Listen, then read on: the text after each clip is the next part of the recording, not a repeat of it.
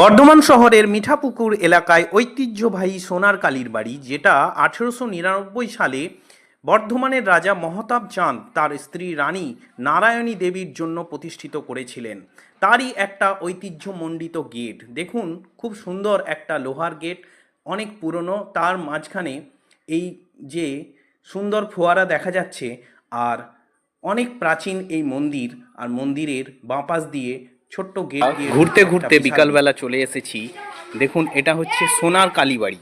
বর্ধমানের যে সোনার কালীবাড়ি, যে মূর্তি অরিজিনাল সেটা সোনার। দেখুন আমার পিছনেই রয়েছে। তো ভেতরে যাব, এই যে গেট রয়েছে ভেতরে যাওয়ার। তো চলুন ভেতরে যাব আর পুরোটা দেখাবো। খুব সাদৃশ্য এবং খুব সুন্দর একটা পুরনো, মানে মন্দিরটা পুরনো হলেও খুবই সুন্দর। মন্দিরের চাতালে দেখুন কতগুলো ছোট বাচ্চা ক্রিকেট খেলছে, আর তার মাঝখানেই রয়েছে একটা ফোয়ারা। যদিও এখন বন্ধ আছে, কিন্তু যখন ছিল কত সুন্দর ছিল। দেখুন কত